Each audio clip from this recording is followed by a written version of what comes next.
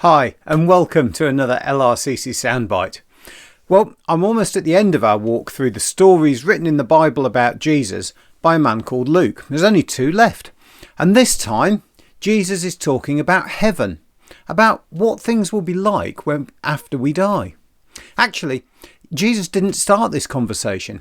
He didn't just start talking about a fancy place with angels on clouds, the sound of harps playing everywhere, endless food and drink and people wandering around smiling all the time.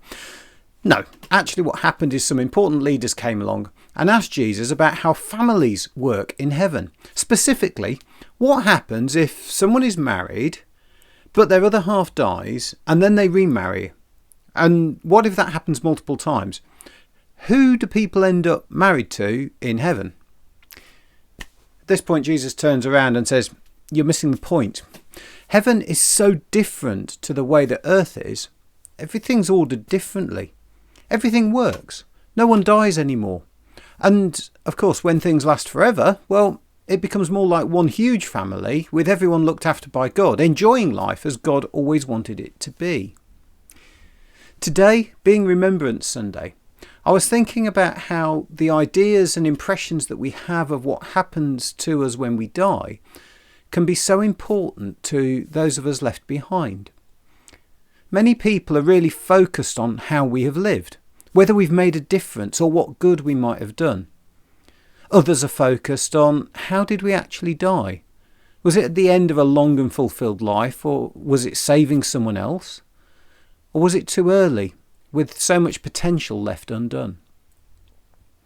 Today, we often reflect on the sacrifice of so many in war, whether that's one of the 2 world wars or any of the other conflicts that have happened before, since, or still ongoing.